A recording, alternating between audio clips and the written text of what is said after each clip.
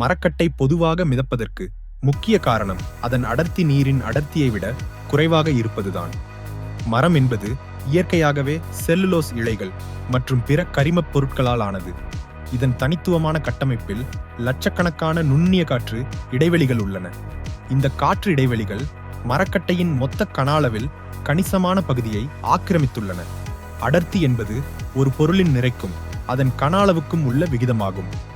மரக்கட்டையில் இந்த காற்று இடைவெளிகள் இருப்பதால் அதே அளவு நீரை ஒப்பிடும்போது மரக்கட்டையின் நிறை குறைவாக இருக்கும்.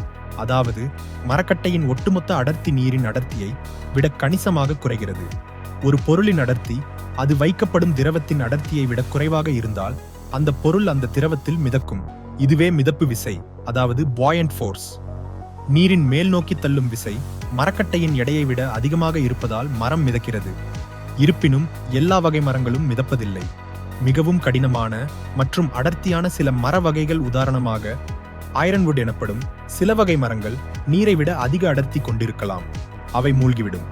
ஆக மரக்கட்டை பொதுவாக மிதப்பதற்கு அதன் இயற்கையான காற்று நிறைந்த குறைவான அடர்த்தி கொண்ட கட்டமைப்பே அடிப்படை காரணமாகும்.